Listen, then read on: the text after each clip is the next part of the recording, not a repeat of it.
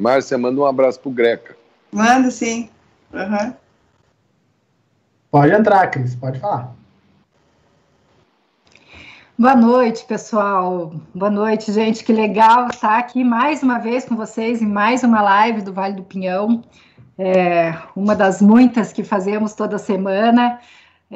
Mas, assim, hoje muito especial. A gente discute há muitos anos, né, no Vale do Pinhão, a questão da transformação digital.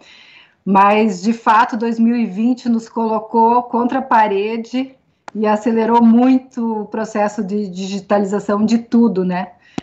Acho que se antes a gente falava de internet das coisas como algo muito promissor, hoje a gente pode falar de internet da gente, né? Eu acho que, e coincidentemente, essa live está acontecendo na semana do Site by Site West e o SXSW, e esse tema, inclusive, tem sido recorrente toda a semana aí nos encontros e nas palestras do SXSW.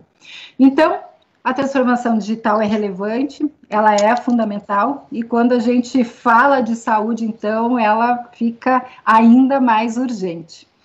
Para tratar desse tema tão essencial, eu tenho a honra de estar aqui com essas pessoas espetaculares, profissionais altamente qualificados, que têm atuado aí na área da saúde em empresas e órgãos muito importantes do país.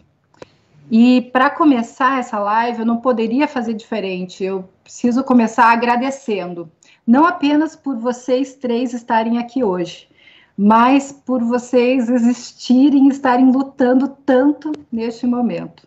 Muito, muito, muito obrigada. E eu digo isso em nome de todo o ecossistema Vale do Pinhão, por vocês e por todos os profissionais da saúde que estão lutando incansavelmente pelas vidas do nosso país. E vamos começar com as apresentações dessas três figuras ilustres que estão aqui conosco hoje. Começando pelo Cadu, Carlos Eduardo Lopes, formado em administração de empresas, com mestrado na área e especialização em inovação e estratégias pelo MIT. Cadu foi executivo da Brasil Telecom, da Claro, diretor da TIM, e desde 2017 é CEO da Doctoralha para o Brasil, Chile e Peru. A Doctoralha é uma plataforma que conecta profissionais da saúde com pacientes, transformando e melhorando as relações entre eles. Cadu, dá boa noite aí para o pessoal do Vale do Pinhão e obrigada por estar aqui. Boa noite a todos que acompanham aqui, boa noite ao Mandetta, boa noite a Márcia. É um prazer, uma honra estar aqui debatendo esse assunto com todos da transformação digital em saúde. Obrigada, Cadu. Sempre bem-vindo por aqui.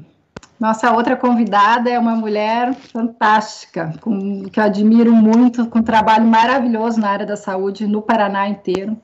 A Márcia é graduada em enfermagem pela PUC, com especialização em saúde pública pela Fundação Oswaldo Cruz, mestrado em planejamento e finanças da saúde pela Universidade de Londres, já trabalhou no Conselho Nacional de Secretários de Saúde, foi superintendente do Estado, na Secretaria de Saúde do Estado, e agora está à frente na Secretaria de Saúde de Curitiba, talvez no seu maior desafio de todos os tempos, liderando com competência, responsabilidade e profissionalismo essa pasta. Líder em audiência em Curitiba, em todas as mídias, eu acho que no último ano, incansável e guerreira. Obrigada, Márcia, por estar aqui, dispensar um tempo do seu dia tão corrido conosco. Boa noite, Cris, né, minha colega aí de secretariado, o Cadu, que é um parceirão, que foi parceiro de primeira hora na nossa Central Coronavírus, e, claro, uma alegria encontrar meu amigo, ex-ministro Mandetta. É muito bom estar com vocês. Eu acho que é um momento de paz na minha vida nesses últimos tempos aí, muito difíceis, né? Poder falar um pouquinho de coisas diferentes, né? De inovação e de saúde digital, que tem tudo a ver com esse momento e com o futuro aí da saúde. Com certeza, Márcia. E nosso terceiro convidado ilustre, que até dispensaria a apresentação, mas acho que vale muito falar do seu currículo, Mandetta. Luiz Henrique Mandetta é médico ortopedista pediátrico, ocupou cargos de presidência da Unimed de Campo Grande, foi secretário da Saúde da cidade de Campo Grande, deputado federal por 2 mandatos e ministro da Saúde entre 2019 e 2020. Desde 2020 está liderando a Stop TB Partnership Board, uma iniciativa de prevenção à tuberculose operada por meio de uma secretaria hospedada pelo Escritório das Nações Unidas para Serviços de Projetos em Genebra, na Suíça. Ele dá boa noite para a gente aqui, direto de Campo Grande. Boa noite, Mandetta. Boa noite, Cris. Boa noite, amigos. Boa noite, Cadu. Boa noite, minha amiga Márcia. Márcia, que eu tanto quis levar para o Ministério da Saúde, fiz 10 propostas para ela, para ir para lá, para me ajudar, para levar, e Deus escreve certo por linhas tortas, porque se ela tivesse ido, talvez Curitiba não tivesse tão em boas mãos como está agora e com estabilidade para trabalhar. É um prazer estar aqui com vocês, eu tenho uma relação de muito amor e carinho com o meu amado estado do Paraná, tenho amigos, tenho um vínculo muito forte com o estado, então... Para mim é maravilhoso estar aqui com vocês. Muito obrigada pela sua presença aqui, ministro. E eu gostaria que vocês ficassem super à vontade, então, nessa conversa. Falamos um pouquinho antes, né? Mas se quiserem complementar a resposta um do outro, vamos passar por muitos temas aqui, mas sem muita formalidade, fiquem à vontade. Esse é o espírito do nosso ecossistema. O Vale do Pinhão é acolhedor. E obrigada a todos que estão nos assistindo também. Compartilhem aí e divulguem essa live para chegar ao maior número de pessoas, porque é uma oportunidade, é uma honra que a gente tenha vocês aqui conosco. Vamos começar, então, essa conversa de transformação digital, e eu quero começar com o Cadu perguntando sobre a visão empresarial, né? Então, pensando na Doctoralia, que começou atuando, né, na Europa, em Barcelona, depois expandiu pela Europa toda, com a Dr. Planner, né, atua até hoje na Polônia, República Tcheca, Eslováquia, é líder mundial em sua área, mas são experiências diferentes, né, pelas condições sociais, pelas condições geográficas de cada país, assim. Como é que tem sido, Cadu, essa experiência de trazer a tecnologia para a rotina do atendimento de saúde no Brasil? Conta um pouquinho para a gente essa gestão brasileira da Doctoralia. Com o maior prazer. Bem, como você bem disse, a nossa operação começou na Europa e nós trouxemos, então, em maio de 2017, essa operação aqui para o Brasil. E as nossas primeiras impressões foram muito positivas, porque a adoção do brasileiro para essa tecnologia foi muito grande, maior, inclusive, do que nos outros países. Então, logo no começo desse movimento, ali em 2017, quando nós iniciamos aqui a contratação dos primeiros funcionários e tal, não se conhecia a Doctoralia, não sabia o que fazia de fato, não tinha, né, uma consistência, e com o passar do tempo, exponencialmente, houve um crescimento muito grande. Porque o que nós percebemos e constatamos e validamos é que esse paciente, esse usuário da Doctoralia, é o mesmo que transita a sua vida digital em todos os outros segmentos. Ele resolve a parte bancária na ponta dos dedos, usando o celular, ele resolve a questão de hotéis, de seguros, enfim, tudo através da vida digital. E para a área de saúde, até então, não existia uma plataforma que unisse e aproximasse mais o profissional de saúde e esse usuário, esse paciente, de uma maneira segura. Então, Cris, o que nós vimos foi um crescimento exponencial nessa adoção. E aí a telemedicina, ou até mesmo o período do Covid, ele veio para acelerar ainda mais esse trabalho. Então, como você perguntou, né, de uma visão empresarial, nós tivemos uma entrada muito boa, e aí com a questão do Covid, a gente viu o quão importante é a transformação digital nas nossas vidas. E aí eu trago alguns exemplos práticos para ilustrar bem isso, né? Vocês se recordam muito bem, logo nos primeiros dias ali da pandemia, eu recebi a ligação do teu time, né, Cris, para ver se tinha alguma coisa que a gente pudesse fazer juntos, enfim. Imediatamente, horas depois, eu já estava dentro do gabinete, já falando com a Márcia, com você, com o time, e nós ali decidimos dar os primeiros passos na telemedicina, porque essa tecnologia estava pronta na Europa, no Brasil ainda não estava aprovada, e aí houve a movimentação de aprovação em caráter emergencial para o combate ao Covid, e ali, naquele momento, minutos depois dessa aprovação, nós começamos esse atendimento. E Curitiba foi uma das primeiras cidades, capitais, a adotar essa tecnologia. E eu tenho certeza que nós conseguimos, com esse movimento, garantir que muitas pessoas deixassem de ser contaminadas, pelo simples fato de receber de uma forma segura, à distância, né, através da telemedicina, um atendimento de saúde de qualidade, feito através de um profissional orientado, e que ele não precisasse se deslocar para uma unidade de atendimento. Então, os números e os resultados têm sido muito positivos. E aí, trazendo um pouco mais para a realidade, a gente vê que, quero trazer um exemplo, que aconteceu durante a instalação do sistema dentro das unidades aí da prefeitura. Um dos nossos guerreiros, colaboradores, estava lá, e durante a instalação, na hora que ele estava explicando ali para o profissional de saúde, para o médico da prefeitura, eles receberam uma chamada de um ataque cardíaco, e na hora o profissional pôde fazer a orientação, pôde fazer toda a instrução necessária para garantir a sobrevivência daquela pessoa. Isso, para nós, foi uma explosão de alegria, no sentido de estar transformando digitalmente uma unidade, ter a oportunidade de ajudar a salvar vidas, dar um significado muito maior para todo esse nosso trabalho. Nós acreditamos ainda que existe um espaço grande de melhoria, existe um espaço grande de comunicação aí entre setores público, privado, enfim. A consolidação da telemedicina é algo inegável, nós acreditamos que não vai haver um retorno, né, uma volta. A telemedicina já está muito, digamos assim, absorvida, adaptada pelos usuários e também pelos profissionais de saúde. Para vocês terem uma ideia, hoje 86% da nossa base de profissionais de saúde já utilizam a telemedicina. Nós rodamos uma pesquisa recentemente que 81% de todos os entrevistados dizem que mesmo após a pandemia vão adotar a telemedicina no seu dia a dia, né? Obviamente que requer uma regulação maior, a telemedicina não pode ser feita em plataformas não seguras, não aprovadas, né? Existe também toda aquela questão onde algumas especialidades, alguns atendimentos ainda precisam ser presenciais, só que, sem dúvida, ela entrega uma comodidade, uma segurança muito grande, né? A gente não pode pensar que, nos tempos de hoje, você precisa pegar o carro, se deslocar, subir o elevador para pegar uma prescrição médica, por exemplo, né? Você pode fazer isso de maneira digital. Bem, o crescimento é muito bom, nós temos os desafios ainda de infraestrutura e de custos, né? A gente pode ter uma evolução na parte de, principalmente nas áreas menos favorecidas, de ter o zero rate, né, a não cobrança por transação de dados para a telemedicina. Eu acho que é um caminho que pode ser estudado também. Mas, de modo geral, a gente está conseguindo contribuir, isso nos enche de satisfação.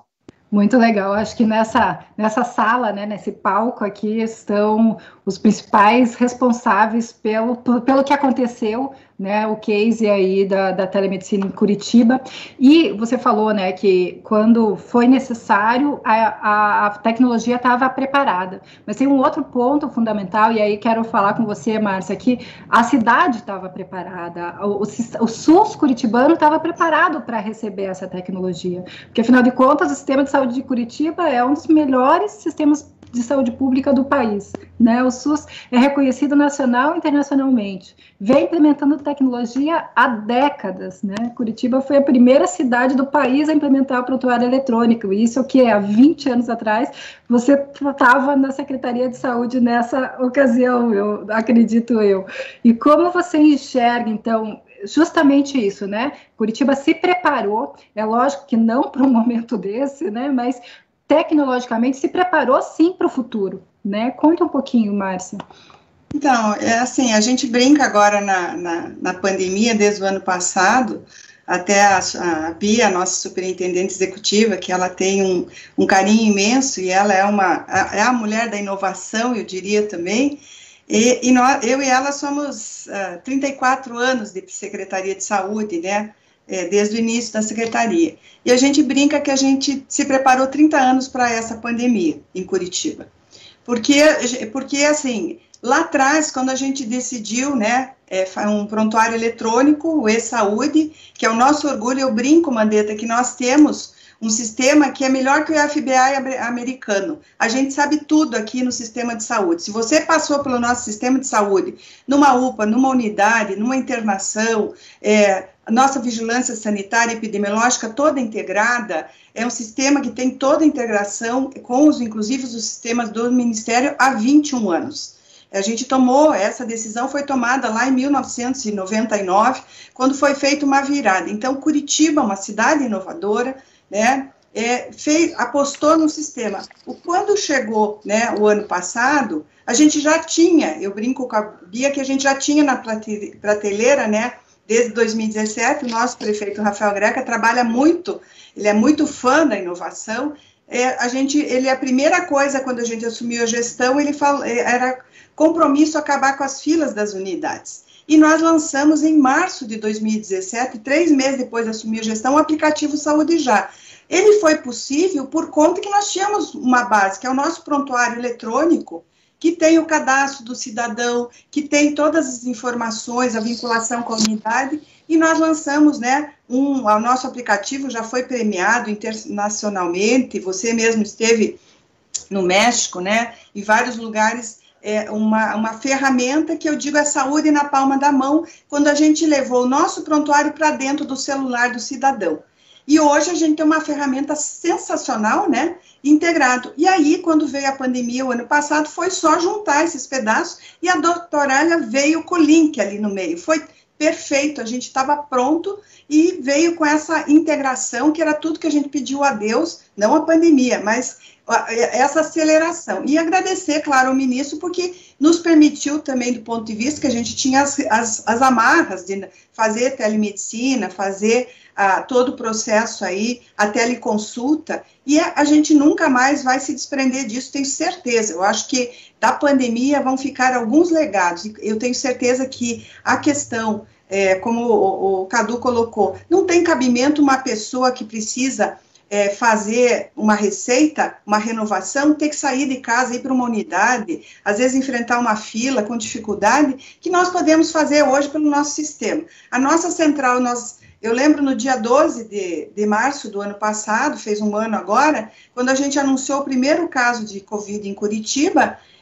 nós só juntamos isso e abrimos a nossa central coronavírus, que agora é a Central Saúde 4.1. A gente está fazendo de tudo, agendando mamografia. Por que a mulher tem que ir para uma unidade para fazer um agendamento em mamografia, para agendar o preventivo? Ela vai para colher, mas ela não precisa ir lá, ela pode escolher uma agenda. Nós estamos agendando desde o início, né, o Cadu acompanhou muito bem esse momento, que a gente fez todo o acompanhamento e ainda continuamos do paciente dos quadros leves. 90% dos casos de Covid são casos leves, que nós fazemos um monitoramento pela nossa central, via aplicativo, nós aí juntamos o nosso celular, né, o nosso WhatsApp, aí o 9876-2903, tudo isso integrado nessa base dessa saúde 4.1, que é a internet das coisas. A internet das coisas é 4.0, mas a Bia batizou, em homenagem a ela, Beatriz Batistella, 4.1, Mandetta, porque 41 é o Código de Curitiba. 4.0 é a internet das coisas, 4.1 é Curitiba, e o 1 é o cidadão, é a razão, é a essência do sistema, é a razão da existência da cidade. As cidades existem por causa das pessoas. Então, legal. A nossa saúde será 4.1. Muito legal, muito legal. E essa visão, ela é muito ampla, né? Como você falou, ela vai para todos os lados e alcança todos os tratamentos, né? A criança na vacinação, o idoso, a gestante, enfim, alcança todo mundo. Aliás, quero falar disso, porque nós temos o nosso aplicativo, a nossa central, a pessoa liga, ela é sintomática, a gente agenda, ela vai só colher o PCR na unidade e ela recebe o resultado do seu PCR pelo aplicativo, que agora tem versão no computador. Se ele não tem celular, ele pode também acessar pelo computador. Nós temos hoje a carteira de vacina, a carteira da gestante, todas as informações, a vacina do idoso, está sensacional. Fazemos agenda, Mandetta, o Cadu acho que não sabe disso, toda a agenda, nós já vacinamos mais de e poucas mil pessoas em Curitiba pela nosso aplicativo aí. Então, assim, o futuro não tem como a gente se prender disso, e a gente está apaixonada por isso e não vê hora de virar a pandemia, porque a gente está cheio de ideias com a nossa saúde digital aí, transformação na vida das pessoas. Não, até da vacinação é a coisa mais linda. Você vai no drive-thru vacinar, eu tive a experiência com a minha mãe, com meu pai, você vai no drive-thru, tá com o teu carro, sai a carteirinha de vacinação deles com a placa do carro que eles estavam. É um negócio sensacional mesmo, assim, é muito, muito, muito forte, assim.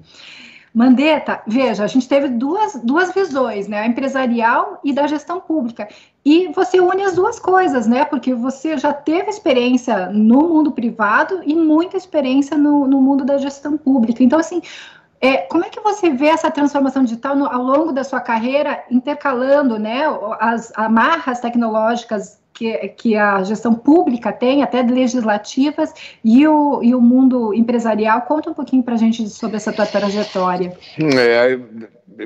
Inveja aí do 4.1, vamos fazer 4.2 aqui para Mato Grosso do Sul, depois vamos fazer 4.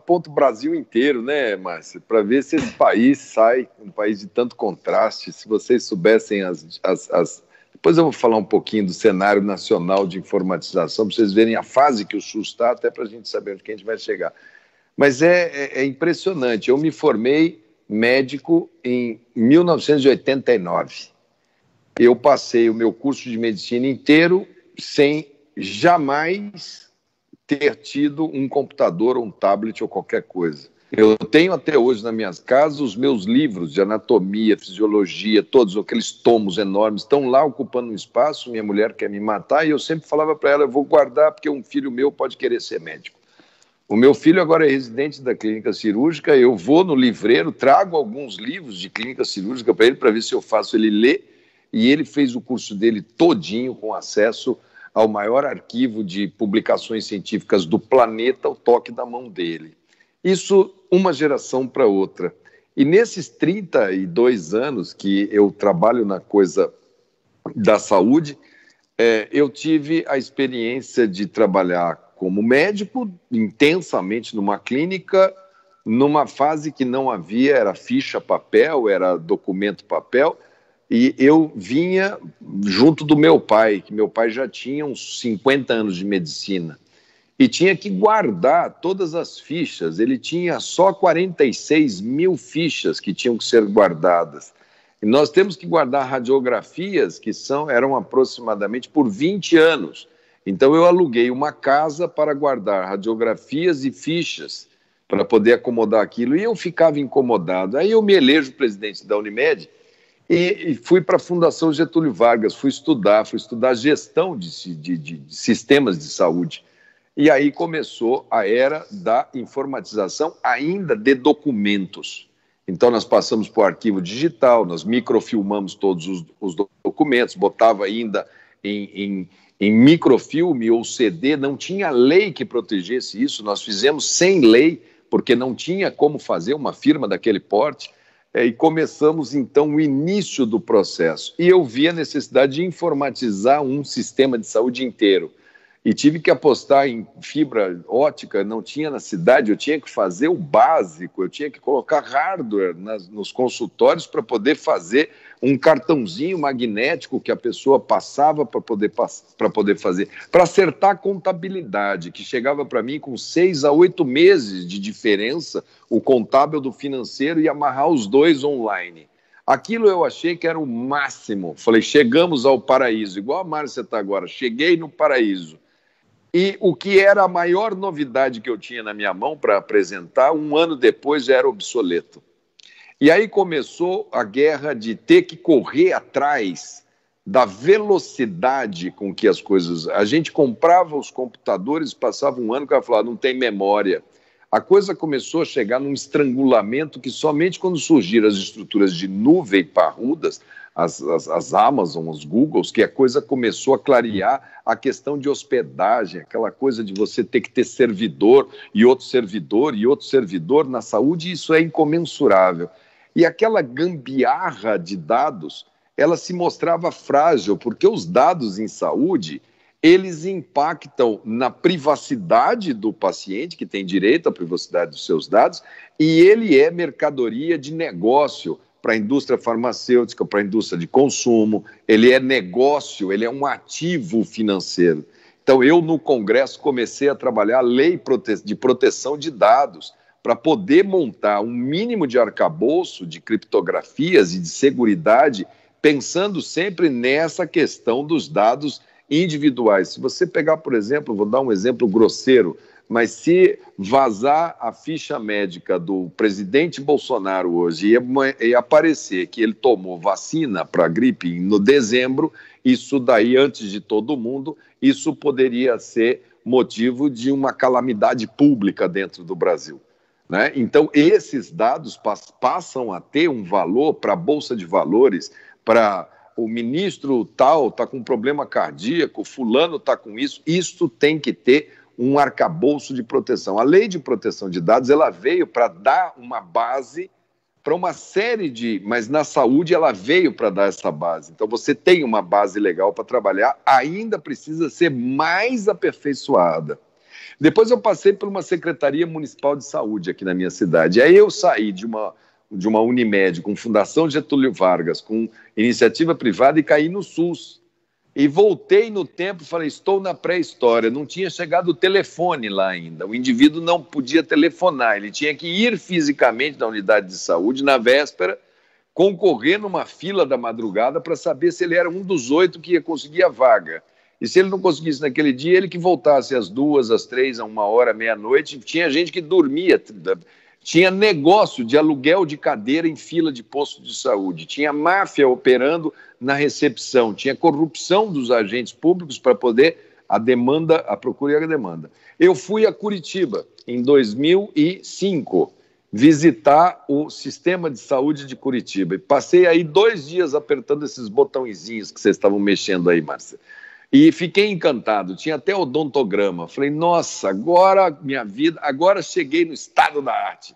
Vou pedir para Curitiba me ceder, porque afinal de contas isso é do SUS, né? Lá era MDB, aqui era MDB, me cede. Quando eu recebi a conta, eu quase caí para trás. Você pague se você quer, era um ativo, e corretamente, porque aquilo era um ativo público da cidade, não havia uma política pública, e não pude copiar o de Curitiba.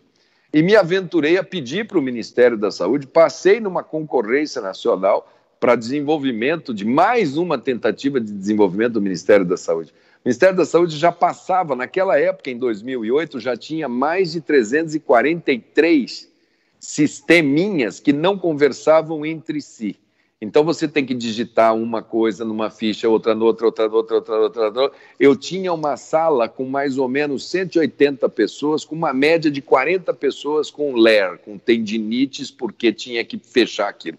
Um absurdo. Finalmente consegui o recurso, fiz uma licitação. A licitação pública para serviços de informática, ela é o maior buraco negro de qualquer bom gestor. Você vai se ferrar, porque você não tem como quantificar o software. Você começa a construir uma casa, você fala, eu vim até aqui. O cara fala, quantos que você fez? Fiz 50% da casa. Vai um engenheiro lá e mede uma parede, mede um telhado, mede o chão, fala, realmente, ele fez 50% disso aqui. No sistema de software e de gestão de inspiração, esse não é um bem tangível. Então, ele passou a ser o cemitério dos gestores públicos. Eu, inclusive, caí neste cemitério, caí nesta vala e tento até hoje achar alguém com razoabilidade para poder ficar livre daquela vala e não consigo. Passo os meus 8 anos como deputado federal em discussões inúmeras sobre como fazer acesso via internet para baratear, para dar acesso. Primeiro, dar acesso. Nós temos inúmeros lugares do país que você não tem especialista. Inúmeros. Eu diria assim que estão concentrados dentro das capitais, dos grandes centros. Aí no Paraná tem muitas cidades que não têm especialistas e que estão lá longe, que sobrecarrega Curitiba. Então era óbvio que a gente precisava. Agora, como fazer? Aí começa a discussão. Como é o relacionamento médico-paciente? Aí começa. Não, eu preciso do médico, eu não preciso do médico. Começou, aquele debate era um debate estéril. Ele era um debate que eu via que corporações colocavam o seu problema como se o seu problema fosse intransponível. E quando você tinha alguma coisa que você podia colocar, ele era também intransponível. Eu dialoguei demais, eu fiz mais de 10 audiências públicas para tentar achar um ponto de equilíbrio, porque realmente tem razão. A medicina é uma relação médico-paciente, todas as escolas médicas capacitam os médicos para um atendimento presencial e, de repente, você chega e fala assim, mude sua medicina e faça pelo celular. Você tem uma curva de aprendizado que não foi dada, ninguém tem. Semiologia, aí a gente entraria nesse mundo médico, e tem razão. Acontece que quando eu estava no Ministério, logo no início, o Conselho Federal de Medicina baixou uma portaria. Houve tanto ruído que eles retiraram a portaria do Conselho Federal de Medicina e botaram em discussão pública de novo. Eu assumi o Ministério, disse para eles, eu dou para vocês 6 meses para vocês discutirem e me trazerem a visão dos médicos. Não trouxeram em 6, não trouxeram em 1 ano, porque iam ter eleições, não queriam fazer essa discussão, veio a pandemia. Eu já tinha 20 anos de discussão, eu já tinha um marco regulatório da Lei de Proteção de Dados, eu já tinha, e naquele momento eu tinha uma necessidade que se impunha. Então eu baixo a portaria e regulamento. Para não ficar no nível de portaria, eu pego a portaria, passo para o Congresso, falo, vote isso aqui e vire lei, porque daí eu tenho uma portaria que não pode ser revogada, vire lei. Mas lei não pode descer no detalhe. O detalhe tem que vir por portaria e por portarias do Conselho Federal e portarias de outros órgãos, sobre segurança, trânsito de dados, custo desse valor, como é que nós vamos precificar isso? Como é que isso vai ser, de alguma maneira, faturado contra o sistema de saúde, do plano de saúde? A Agência Nacional de Saúde tem que dizer qual é o valor de uma consulta médica por internet. Isso é precificável ou nós vamos botar ele dentro de um pacote? Então, tem muita coisa aí. Os empresários do setor têm uma demanda reprimida enorme, o mercado é gigantesco, aqui no Brasil são 215 milhões, mas o Brasil adotando, você entra nos países de língua portuguesa, você entra nas Américas todinha, porque o Brasil é, sim, um centro gravitacional para toda a América do Sul, América Latina. Eu fui deputado no Mercosul, eu representei Brasil no Caribe, eu representei Brasil na Europa, eu sei o peso do SUS no planeta. Então, vocês têm um campo vasto. Curitiba sai na frente de um país muito desigual, mas depois a gente fala sobre as dificuldades de integrar esse sistema que eu tive lá no Ministério da Saúde e que eu fiz o projeto piloto em Alagoas. Esse é um case, viu? Então, a gente quer muito saber sobre isso, ministro, porque, veja, o senhor falou sobre a curva de aprendizado, né? E isso também é uma coisa muito séria, porque muita gente pensa na tecnologia, bom, eu vou adotar uma tecnologia e pronto, vai resolver todos os meus problemas, está tudo resolvido. Mas não é assim, né? A gente tem que treinar, a gente tem que mudar mindset, a gente tem que mudar modus operandi, né? Então, quando você, Márcia, falou, né, contou bastante sobre a criação do Saúde Já, em 2017, a gente sabe, né, e aqui os comentários do YouTube aqui estão uma beleza, né, o pessoal ali cheio de times aqui, torcendo muito por vocês e falando muito dos profissionais maravilhosos que vocês são. A Bia, inclusive, comentando aqui no YouTube também, falando dessa história, mas quando eu lembro bem de 2017, quando a gente, né, quando o prefeito, com toda aquela visão dele, falou justamente desse problema que o ministro falou, né? Vamos tirar as pessoas da fila da garoa. Não é possível que tenham que chegar às 5 horas da manhã para pegar um papel para depois conseguir voltar às 9 horas da manhã para uma consulta. Mas a operação, o aplicativo foi feito em 3 meses, mas a operacionalização disso talvez tenha levado o ano inteiro para entrar numa conformidade que as pessoas pudessem usar como pacientes, mas também que os profissionais da saúde conseguissem operar isso nos seus novos sistemas, né, porque no final das contas é bem o que você falou, é sobre pessoas, né, não é sobre tecnologia, né, então, Márcia, qual que é o balanço que você faz sobre as facilidades da tecnologia versus a adesão delas dos pacientes, dos profissionais da saúde, para daí a gente chegar na conversa e nos cases do ministro sobre a desigualdade, talvez, né, que a gente tenha no nosso país. Assim, eu acho que uma coisa que é importante, as pessoas às vezes acham que a tecnologia vai resolver problemas. A tecnologia, ela é uma ferramenta. E a gente sempre fala muito na secretaria que quando você não sabe o que você quer, né, qualquer caminho te leva lá. Então, as pessoas apostam, eu digo que fazer gestão é fazer escolhas em benefício do cidadão, né, principalmente a gestão pública, no nosso caso, a política pública de saúde. E nós temos, e eu digo, a razão de existir da política pública é fazer diferença e diminuir desigualdade, especialmente também na saúde, senão a gente larga tudo para o mercado e o mercado resolve, né? E nós vivemos um país muito desigual, né, em vários aspectos aí, que não vamos entrar aqui, porque a gente também pode debater horas sobre isso.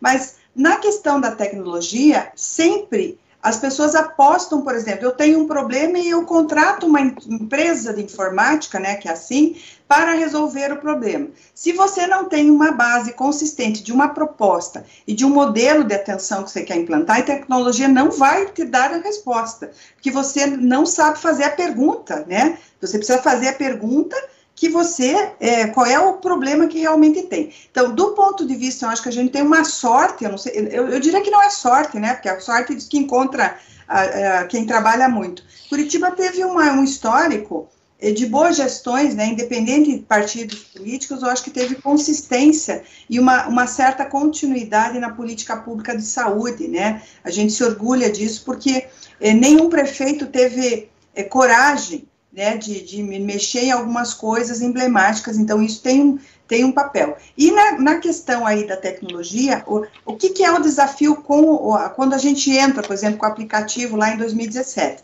A gente rompeu o micropoder, né, porque tem um jogo daquela moça, a gente sabe que tem o carinho da equipe, mas tem a velhinha mais usuária, que às vezes não precisava ir tanto na unidade, que acaba comendo a consulta, que para aquele trabalhador que só tem aquele dia para ir, aquela mulher que é diarista, ela tem aquela manhã que é para resolver ou fazer o preventivo dela e ela não consegue entrar. Então, é essa situação que é difícil quebrar essas amarras, porque tem vínculos criados. Então, o aplicativo rompeu, porque era as nossas 111 unidades que decidiam quem entrava.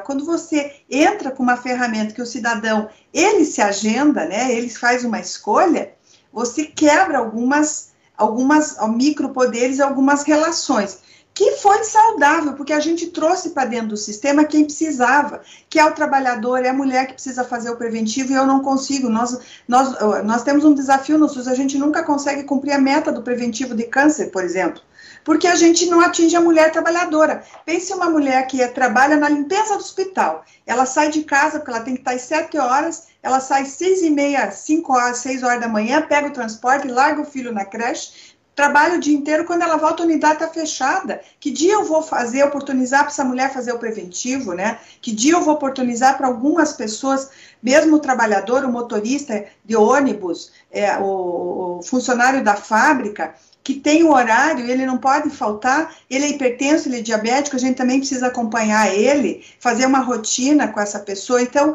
a gente tem uma população que a gente cuida bem, a gente é ótimo no SUS, mas tem uma população que estava com dificuldade de acesso, a gente precisava quebrar essas amarras para que esse trabalhador, porque daí ele usa a UPA, porque como ele não consegue ir na rotina, ele acaba indo para a UPA, 80% da nossa demanda de UPA, acho que a pandemia também deu uma virada nisso, a gente pode depois falar, né, das mudanças, porque esse trabalhador acaba indo na UPA, porque ele não consegue ter acesso, que é a crise hipertensiva e por aí. Então, acho que assim, a questão de você colocar a tecnologia, primeiro a gente precisa ter muito claro uma proposta em cima do que a gente está colocando, senão a gente põe um monte de aplicativo e coisa arada que não vai resolver. A gente tem uma ampliação de demanda, e o nosso orgulho aplicativo é isso, porque a gente trouxe para dentro do sistema pessoas que precisavam estar dentro do sistema. Tanto que a gente tem diminuição, por exemplo, de morte precoce, agora a pandemia destrambelhou tudo,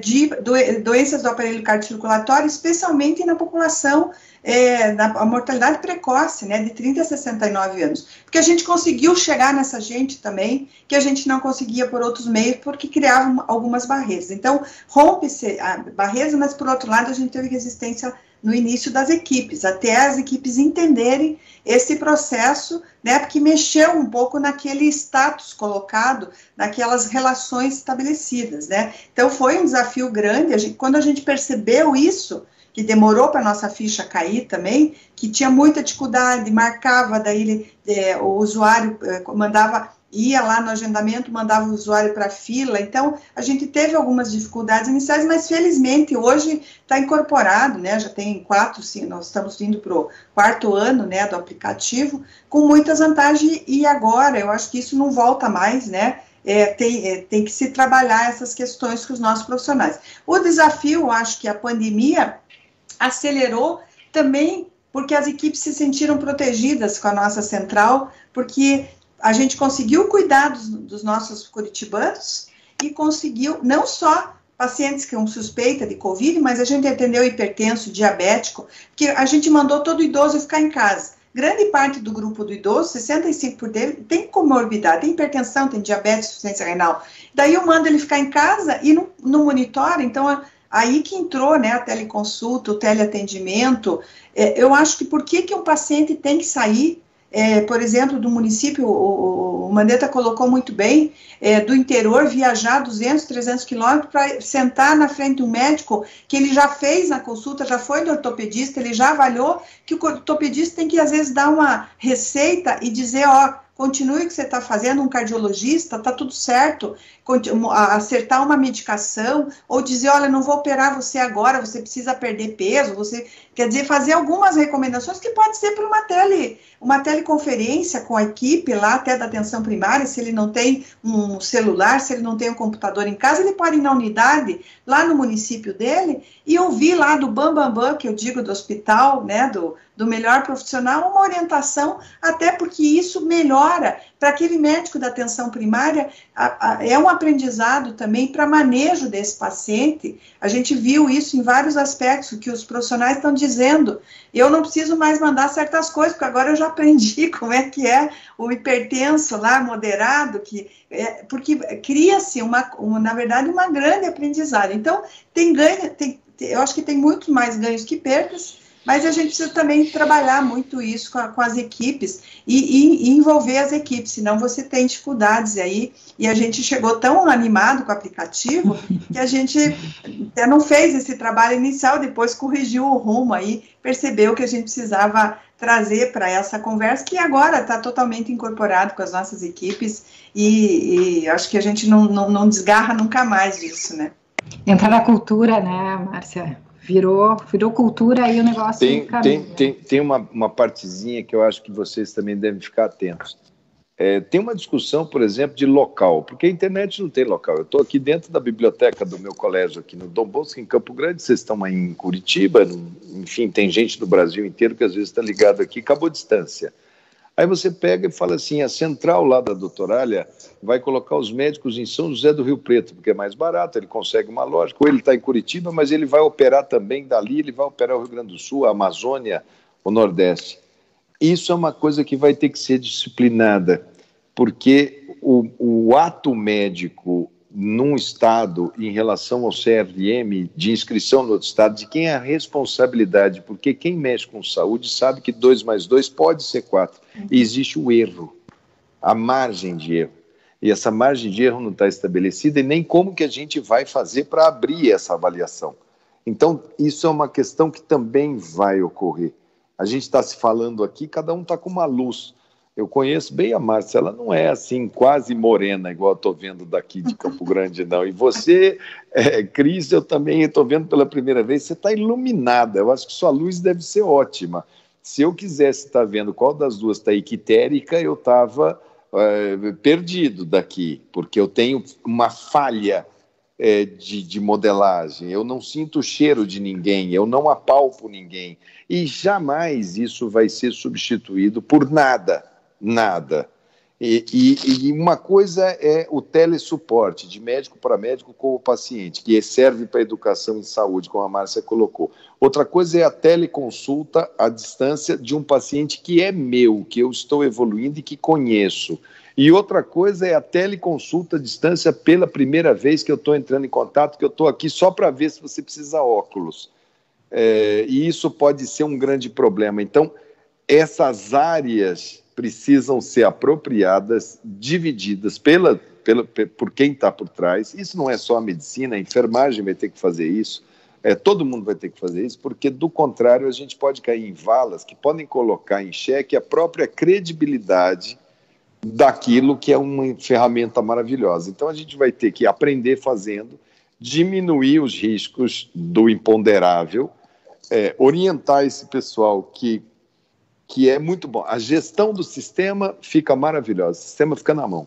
Agora, o maior problema da pessoa é o problema dela. E se o problema dela tiver que ser resolvido na presença e falarem, não foi na presença e por isso não foi feito o diagnóstico, você tem até o componente jurídico, a constatação, enfim, tem aqui esse relacionamento, sempre foi um relacionamento sujeito a humores, né? Então é bom a gente ficar também, porque a Márcia está colocando o lado bom. Eu falei, temos aqui algumas coisas que a gente vai ter que discutir melhor e pacificar, ou pelo menos reescrever códigos que a gente escreveu da época analógica para essa época digital. E bem, ainda nessa linha, ministro, eu queria que o senhor comentasse também com relação à tua experiência do país todo, né? Porque quanto mais tecnologia a gente tem, mais ela fica acessível e barata, né? Então, a abundância gera queda de custos, né? Hoje em dia, para ter um celular é muito diferente do que há 10 anos atrás. Então, ela fica, assim, acessível. A gente tem visto isso na cidade. Tem dúvida. Mas, por outro lado, né, a gente tem a questão de acessibilidade, acesso mesmo, né? A infraestrutura. A gente falar de a 4G em Curitiba é uma coisa, agora falar de 4G lá em Manaus, né, no norte, é outra coisa. A gente aqui está se preparando para o 5G, tem estados brasileiros que estão tentando chegar no 4G ainda, né, então aumenta o abismo social. Como que você vê isso? Olha, eu lá chegando, a gente tem uma vontade, a vontade de qualquer um de vocês que está aqui é falar assim, cara, eu sento lá e faça-se a luz se fez. Um projeto nacional é um projeto extremamente complexo. O Brasil é um contraste absoluto.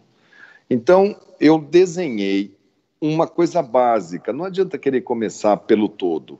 Então, nós definimos 5 dados da vida do indivíduo, a carteira de vacinação, o registro dos exames, 5 dados que serão universais. Tanto da rede privada quanto da rede pública, terão que ser jogados para dentro desse repositório, vamos chamar assim, de dados, que é o embrião daquilo que vai sendo construído para um dia esse país ter o sistema de dados completo. Então, começar com 5. Para fazer isso, em vez de lançar no Brasil inteiro, porque é muito ousado, às vezes para Curitiba ela vai olhar e vai falar, cara, mas o quê? 5 dados? Eu já estou aqui, ó, há 20 anos, eu já estou gerenciando o DNA da próxima geração. Então você está lá em cima, mas em compensação eu tenho lugares que ainda estão escrevendo no papel, canetona Bic. Então começar por esse. Para não fazer direto um lançamento nacional, fui no TCU, falei, vamos fazer o seguinte, vamos pegar um estado. Aquele povo do Ministério queria fazer em Brasília. Eu falei, não, Brasília não vale, aqui é muito... Vamos para Alagoas. E eu quero ver o que vocês conseguem me interligar ao estado de Alagoas. Então, vocês vão ver conectividade, hardware, software, e eu costumo falar, e vão ver peopleware, né? Porque é o ser que vai estar por trás daquilo dali. Em que estágio que a gente está? Alagoas é um estado que tem uma concentração em Maceió, tem bons profissionais, tem uma conectividade forte, mas, ao mesmo tempo, ela convive com o polígono da seca de umas regiões mais pobres do Brasil e de menor capacidade de estruturação. E fizemos isso durante 1 ano, medindo cada um desses elementos para poder extrapolar depois para um projeto nacional, que era o projeto a ser lançado agora no mês de março. Extremamente ousado.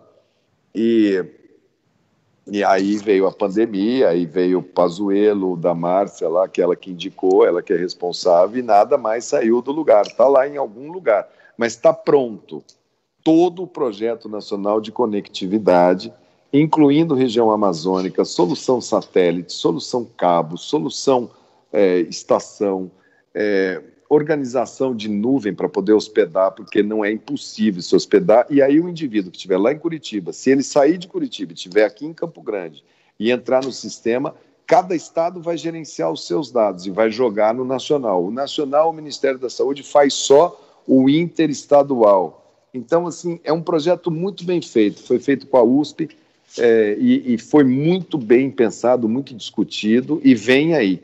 Esse ano atrasou todo mundo, não é culpa de ninguém, mas foi um ano atabalhoado para todo mundo, mas está pronto para andar, está pronto para fazer. Depois de ouvir todos os personagens que você imaginar foram ouvidos, de Tribunal de Contas a secretários, médicos, enfermeiros, agente comunitário, todo mundo sentou, todo mundo opinou, até você construir todos esses atores. É um trabalho hercúleo para você tirar o país do século passado. Mas, pelo menos em saúde, já tem o caminho, já está aprovado. Conselho Nacional de Saúde, Comissão de Seguridade Social, TCU, CGU, todos os preparos. Agora vai ser uma questão só de marcha, mas está bem encaixado. Muito legal ouvir isso e ter esse horizonte, né? Até porque a questão, né, do avanço tecnológico, como a gente falou no começo, não tem volta, né? E aí, nesse sentido, Cadu, a gente tem visto há alguns anos, né, Health Tech figurado aí nos principais relatórios de tendência no mundo, né? Pelo menos há 5 anos ele está, né, batendo a Health Tech tendência e vários avanços tecnológicos mesmo, estruturantes para que isso acontecesse, né?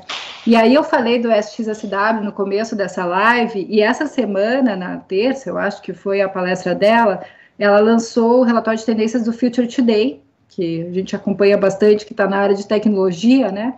E lá já nas primeiras páginas do relatório, tá lá, né, doctorless, né, os exames sem médicos, e até nessa pegada que o Mandetta falou, né, como é que eu vou saber se você é dessa cor mesmo, se teu olho tá mais avermelhado, se você de repente tá branco, tá, né, nessa questão, mas a gente tem visto muitos gadgets, né, os smartwatches, e tem sensores de cama, tem sensores de quarto, nessa questão das tecnologias que começam não a tratar as doenças, mas a monitorar as pessoas e, a partir disso, acompanhar os dados, acompanhar, né, a rotina, a alimentação, né, chega a ponto de ter sensores no lixo para saber sobre os descartes, para saber sobre a alimentação, né? Na tua visão, né, na visão de uma empresa global de tecnologia para a área da saúde, quais esses avanços que são reais, mas quais avanços você enxerga aí no médio prazo, no curto e no médio prazo no mundo e no Brasil, assim, para onde que a gente está indo? Certamente, Cris, que o PIB mundial, o dinheiro do mundo está indo, sempre foi a maior parte para a saúde, e agora ainda mais, né? O setor de Health Tech vai crescer exponencialmente, isso não tem a menor dúvida. Tem muitas iniciativas, tem muito instrumento aí para auxiliar na tomada de decisão, porque é importante dizer que todos esses equipamentos, aparatos, eles vêm para auxiliar o médico, que é o responsável ali para a tomada de decisão. Tem muita coisa encaminhada, engatilhada na área de 5G, internet das coisas, inteligência artificial, robótica, diagnósticos cada vez mais precisos à distância, com equipamentos assim mais sofisticados ainda, evoluções na área de medicamentos também, de drogas, muito forte. Só que nós acreditamos que a verdadeira revolução, a verdadeira inovação está nas pessoas. A gente falou muito de gente aqui, né? Em todos os discursos aqui apareceu muito a figura, né, de gente. E é aí que está a verdadeira transformação, que você pega o que aconteceu, pega as principais startups do mundo, o que elas fizeram? Elas olharam o comportamento humano e adotaram a forma de entregar essa experiência.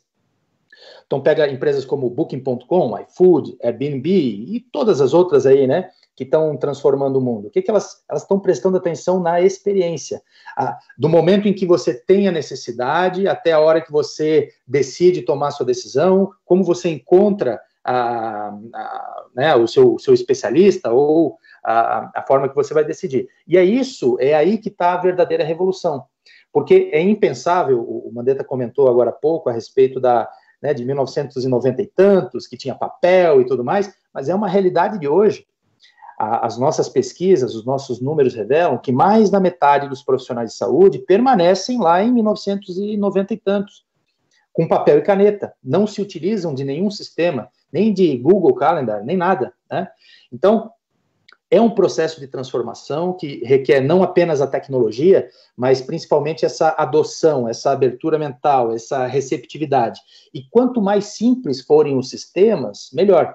É por isso até que nós prezamos pela simplicidade. Essa jornada ela tem que ser simples para o paciente e também para o profissional de saúde. Não pode ser entroncado, cheio de dificuldades, né? A Márcia colocou muito bem que a ordem das coisas foi inversa. Ao invés de preparar primeiro as pessoas da Secretaria de Saúde e depois lançar a tecnologia, foi lançada a tecnologia, teve vários ruídos ali, ajustes, e agora está fluindo. Mas é assim que ocorrem as inovações. Se você esperar o movimento perfeito, adequado, tudo redondinho para acontecer, esse momento não acontece. Ou pior, quando você lança, você já está ultrapassado, você já está algumas casas jogadas para trás. Então, é necessária essa abertura, essa receptividade, essa abertura mental para essa nova tecnologia, e nós acreditamos que ela vai ocorrer, está ocorrendo na parte da experiência, né? Essa é a nossa visão. E nessas experiências, né, ministro tem que ir, né, tem outra live, essa vida de lives, atrás de lives. Muito obrigada. Tá mudo, ministro. Tá mudo o seu microfone. Aí eu que bati a mão. Eles estavam me chamando, eu apertei ali para eles não saírem, porque a live que eu vou fazer agora, Márcia, é com os agentes comunitários de saúde do Brasil. Então, eles estão, assim, é Instagram, então tem que entrar na hora, porque está marcado na hora e fica um tempo. Mas só para deixar aqui meu último olhar. Não tenham medo, o novo vem. Nas pandemias, nas guerras, nós choramos nossos mortos, nós lamentamos nossas perdas, mas são os momentos que a humanidade mais acelera as suas conquistas. Essa vacina da Pfizer, feita com RNA, e a da Moderna, que pela primeira vez está sendo usada, pode ser a chave da vacina da dengue, pode ser a chave da vacina da malária, pode ser da leishmaniose, e a gente pode virar uma página, já que esses vírus não se comportam bem, esses parasitas não se comportam bem nesses instrumentos. O início, mesmo precipitado, mesmo dificultoso, mesmo com idas e vindas dessa solução da entrada da internet no meio de saúde, ela é uma tendência e é uma permanência. Esse formato que nós estamos fazendo aqui de reunião, eu acho que ele vai se consolidar para esse tipo de reunião para a eternidade. No começo, quando eu estava no Ministério, para eu fazer uma reunião como essa, os aplicativos eram péssimos, o sinal caía, hoje a gente se sustenta e conversa. Aquelas coisas de você falar, o palestrante que vai no congresso lá em... Lógico que a gente vai querer ir, quando a Márcia me chamar para ir lá em Curitiba, eu vou falar, só vou se for presencial, porque eu quero ir na Santa Felicidade, eu quero rever meus amigos. Mas muita gente vai falar, tá online, eu vou assistir essa aula tal, no horário tal, estou a fim de ver, eu quero fazer pergunta, ou então eu vou gravar e depois eu vejo, eu pego, eu ando, eu vou, e o mundo mudou. E o que cabe à nossa geração é absorver e fazer o menor impacto do que é ruim e promover ao máximo o que é bom. E eu acredito que a experiência de vocês, Márcia, e vocês de Curitiba, de toda a equipe da Cris, e você, Cadu, que está aí, vocês serão vanguarda, como sempre foram, e vocês vão mostrar muitos tropeços que vocês tiveram para que outros não tropecem. Esse vai ser mais um prêmio que no futuro Curitiba vai receber pela sua tradição em sistema de saúde pública. Eu já fiz esse elogio público para a Márcia. Curitiba chegando à menor taxa de mortalidade infantil do Brasil, com um trabalho analógico, calcula esse trabalho agora potencializado. Eu falo que a Márcia vai atrás de cada uma desses riscos de prematuro, não vai deixar nenhum prematuro acontecer aí. Esse é o espírito. É a gente numa democracia, cada um ir fazendo e mostrando, porque ou a gente tem um projeto de nação, ou a gente vai ficar aí divididinho com todos esses abismos sociais e digitais que tanta pena, tanta agrura nos dá. Márcia, minha amiga, força, eu sei que não está sendo fácil para Curitiba, os colegas têm me ligado, estou aqui, se achar que eu sirvo para alguma coisa, nem que se for para ficar segurando o lenço aí para o pessoal, me chama, eu estou voluntário aí para Curitiba sempre, você sabe que vocês moram no meu coração, e para todo mundo que está aí, ó, lave as mãos, use máscara, mantenha a distância, não aglomera, e tendo oportunidade, vacina. Obrigado aí pelo convite, desculpa não ficar com vocês a noite como um todo. Cadu, Cris, minha amiga Márcia. Obrigada, fique bem. Obrigada, você Love também. You. Obrigada. Desculpa, gente. Muito obrigada. Continua aí que depois eu quero saber o resultado desse papo todo aí. Um abraço para toda a equipe envolvida. Valeu. Obrigada, Mandetta. Valeu. Nós ficamos mais um pouquinho por aqui, conversando um pouquinho mais. Eu acho que o maior prêmio, né, Márcia, é uma vida preservada, né? Uma vida importa, né? Então, acho que esse é o maior ganho que a gente pode ter, é cada cidadão melhor cuidado, assim, essa eu acho que é o propósito, principalmente dos profissionais da saúde. E a gente falava sobre a questão de prevenção, né? Como as tecnologias, eu acho que as novas tecnologias, elas focam no olhar de prevenção. E essa é uma opção da Secretaria desde o começo, desde do Saúde Já, né? Que prevenção, escute seu coração, exercícios, né? Então, a prevenção.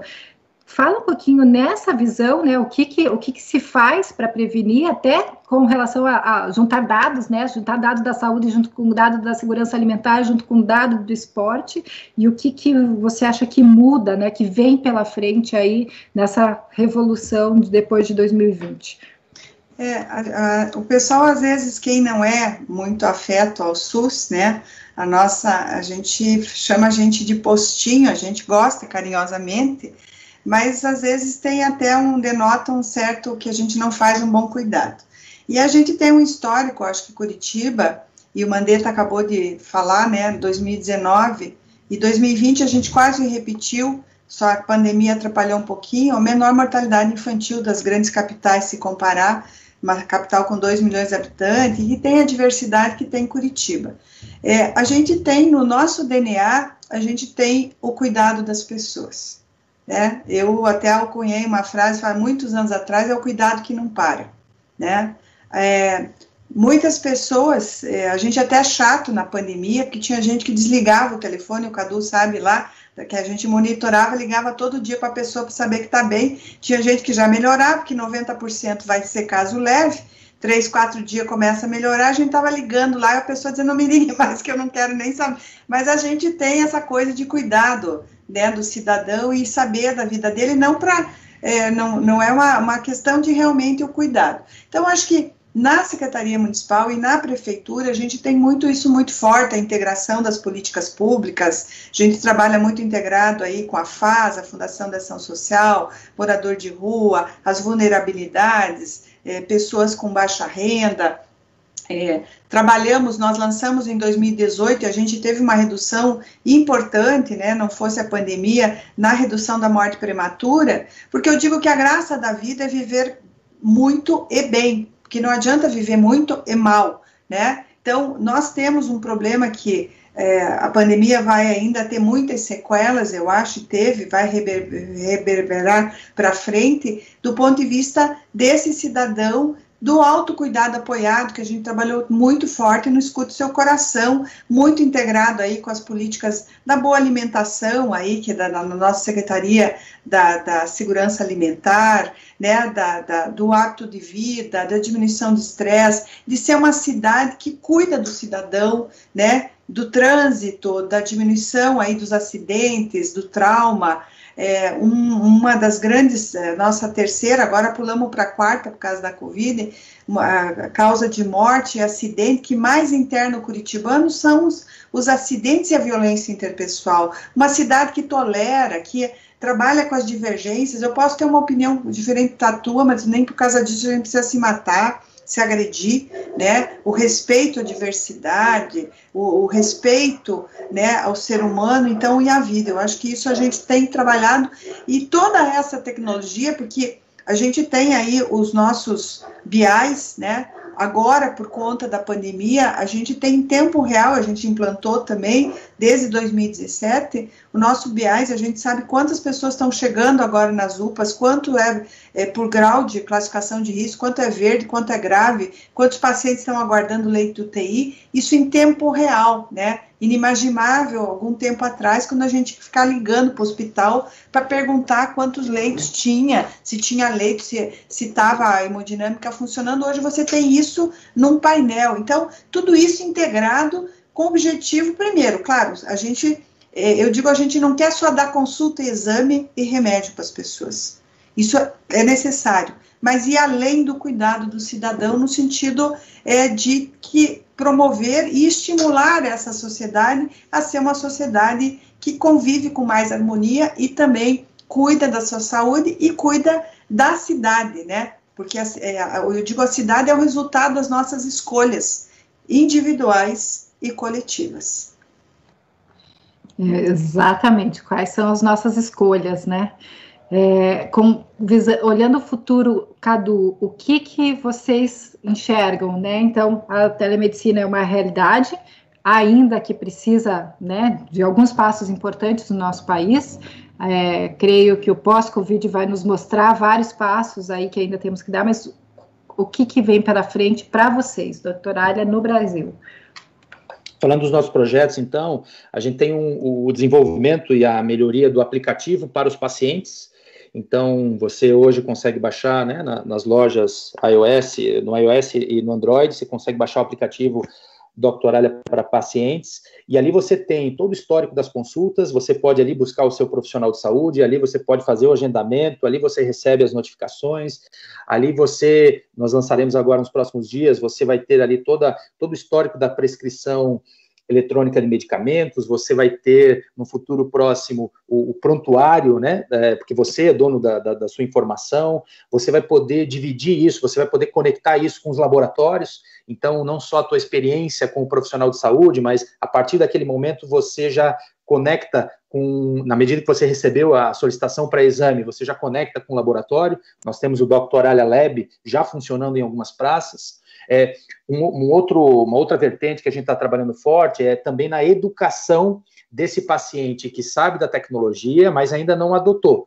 Então, nós vimos, assim, uma grande adoção, a grande maioria, né, adotou a telemedicina ou a tecnologia para agendamento de consultas, porque a Dr. Alia a telemedicina é uma parte, né, de todo o nosso universo, o nosso portfólio, a nossa entrega é muito maior, ela passa pela sessão do Pergunte ao Especialista, que traz mais credibilidade, traz respostas validadas por profissionais de saúde, enfim, agendamento eletrônico, online e tudo mais. Mas um outro braço é da educação desses pacientes que ainda preferem ligar no consultório. Então, também nós temos uma equipe dedicada para receber essa ligação, fazer a marcação e dizer, olha, na próxima vez você pode fazer de maneira online. Você, imagina, aí eu trago um dado bem interessante. Atualmente, mais da metade das consultas estão sendo marcadas depois do horário comercial. Foi o que a Márcia trouxe, né? É o motorista, a diarista, enfim, que está no dia a dia ocupado, chega em casa e vai fazer a gestão da saúde própria e da família. Naquele momento, pega o celular e vai em busca, geralmente no Google, né, de um profissional de saúde para atendê-la. E mais da metade dessas consultas estão sendo agendadas depois do horário comercial. Veja, é uma transformação que no modelo anterior, analógico, antigo, não tem como atender essa pessoa, porque ela vai ligar num consultório que não vai ter secretária, não vai ter um médico, e aí, quem que vai atender, né? Então, a possibilidade de fazer isso a qualquer hora, 24 horas por dia, 7 dias por semana, na palma da mão, avaliar ali o melhor profissional de saúde, escolher corretamente o profissional de saúde para aquela necessidade, isso desafoga o sistema de saúde, isso traz mais eficiência para o sistema de saúde, isso tende a baratear os custos todos de todo o sistema de saúde, né? A própria gestão de dados, ela permite um redimensionamento dos seus recursos, dos profissionais de saúde, dos medicamentos, dos equipamentos, de maneira muito mais inteligente. E está à nossa disposição. Vários outros segmentos da economia já têm utilizado isso de maneira consistente. E na área de saúde, então, a nossa contribuição é essa. Nós queremos que o paciente, o usuário, que é o nosso principal cliente, é a nossa causa, né, que ele tenha a possibilidade de fazer a gestão de saúde na palma das mãos, ou pelo celular, ou pelo computador, ou qualquer outra forma. Muito, muito bom. Bom, então, assim, nosso debate está chegando ao fim e a gente combinou e falou que a gente não queria falar do assunto que é o mais falado em todos os lugares do mundo todo, que é a Covid. Mas é impossível, né, não falar desse assunto nesse momento. Então para encerrar, eu queria saber de vocês, não sobre a pandemia profissionalmente, porque isso a gente ouve vocês falarem o tempo todo na mídia, assim, mas como está sendo esse momento para cada um de vocês como pessoa, para a pessoa Márcia, para a pessoa Cadu. O que vocês no dia a dia, em casa, na família, o cansaço, o estresse, o desespero de alguns momentos, como vocês lidam com isso de uma forma pessoal? E aí, se pudesse começar com o Cadu, depois a Márcia.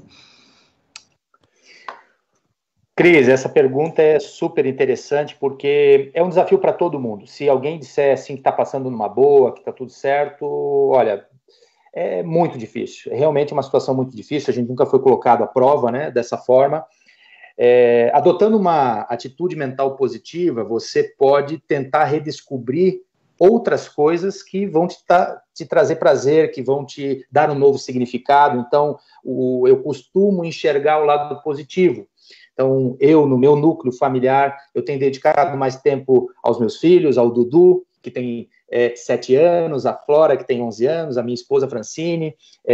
Tenho tentado cuidar um pouco mais do corpo, tenho lido bastante e trabalhado muito, sem dúvida, né? Porque, querendo ou não, a gente tem uma representatividade, um dever, né? Eu enxergo esse período e eu não estou aqui por acaso, nesse momento, né, nessa passagem pela Terra, nesse exato momento, liderando um time fantástico de mais de 440 guerreiros na área de saúde, em tecnologia, na inovação. Então, eu enxergo isso como um chamado de fato. Então, tem o lado profissional, onde tem uma entrega muito grande, e no lado familiar, se ligar na família, no que foi construído, no relacionamento, no amor, e buscar se reenergizar através disso, porque é uma fonte de combustível e sempre foi a fonte de combustível. Agora eu acho que fica mais claro, ao menos para mim, né, fica muito mais claro que essa é a fonte e o sentido da vida, é aí que está. Inspirador, Cadu. Márcia? Eu não sei se eu consigo, assim, por conta da minha posição, né, eu comando um time fantástico, né, que são de profissionais. A Secretaria de Saúde hoje são quase 10 mil trabalhadores, junto com a nossa fundação estatal, que inclusive eu presido o Conselho Curador da Fundação Estatal, são 3.200 pessoas. O maior volume hoje de atendimento em Covid está nas nossas mãos hoje. Nós atendemos milhões, né, já de pessoas. Nas UPAs nossas, a gente teve o início da pandemia, toda aquela ansiedade da população, aquele medo, e a gente tem que dar o rumo, né, fazer plano de contingência, conversar com os prestadores.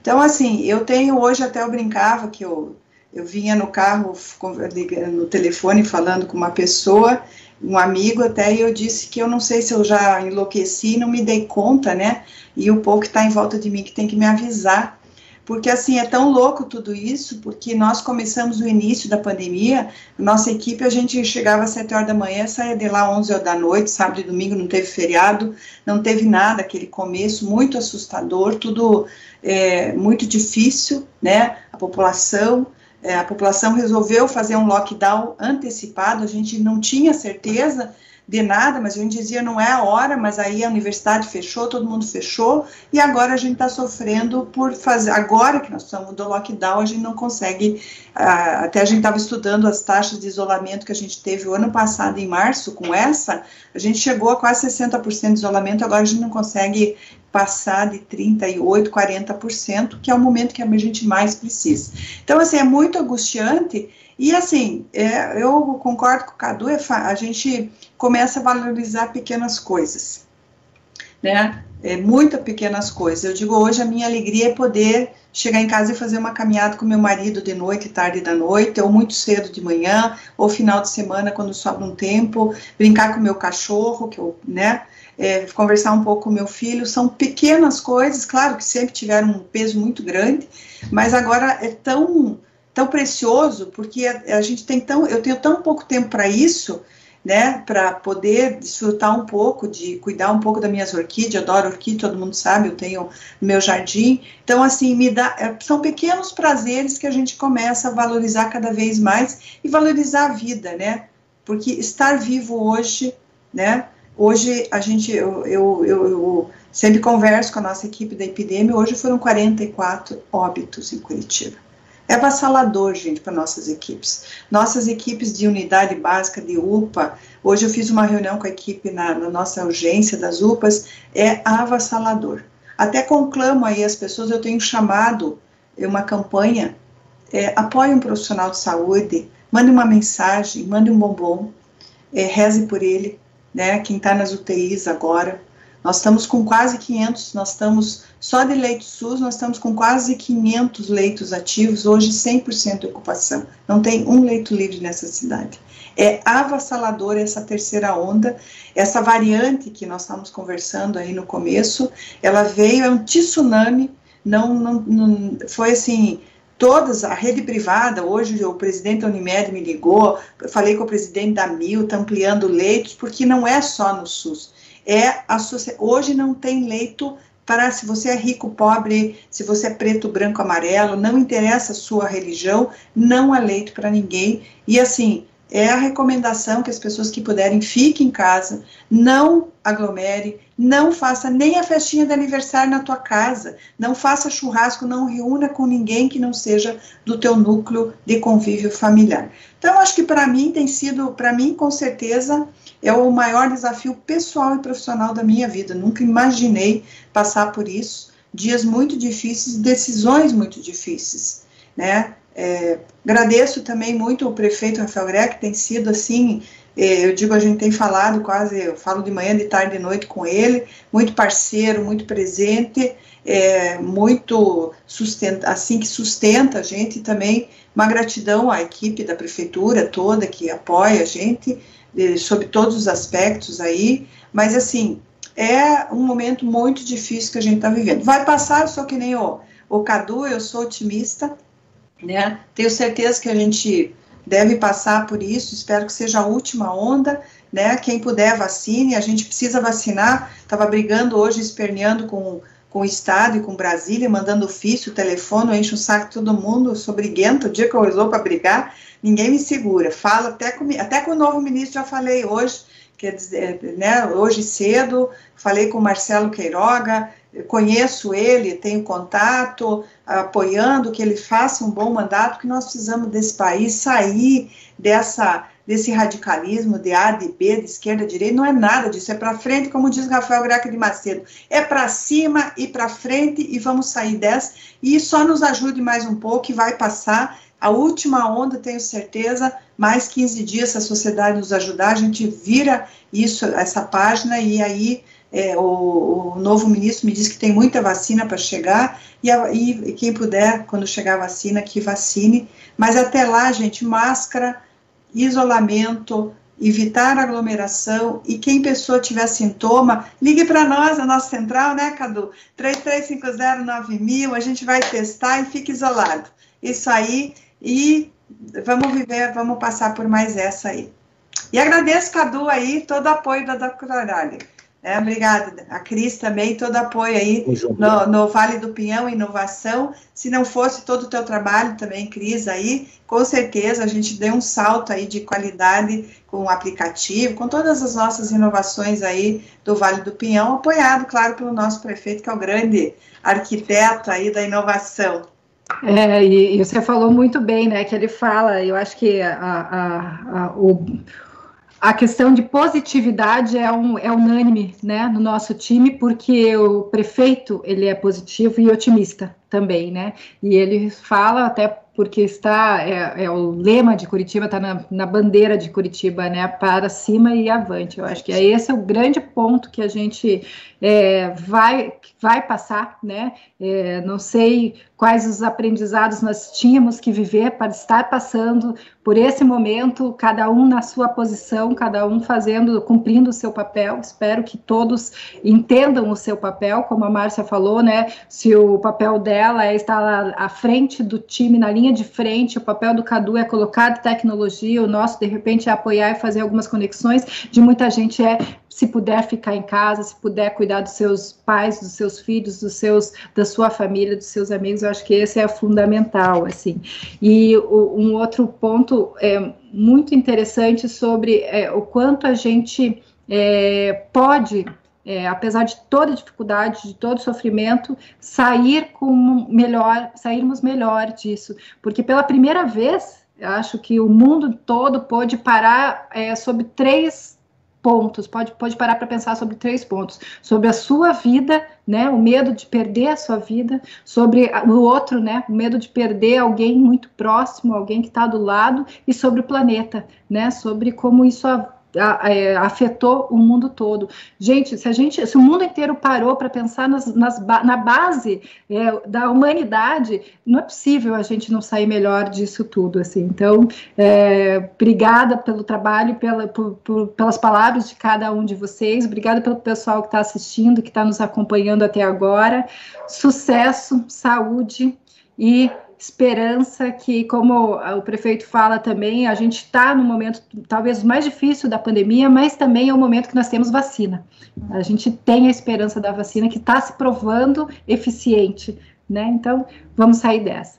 Obrigada, gente. Obrigada mesmo. Tchau, tchau. Tchau. Tchau, tchau. Um abraço. Valeu, obrigado. Tchau. Valeu. Tchau.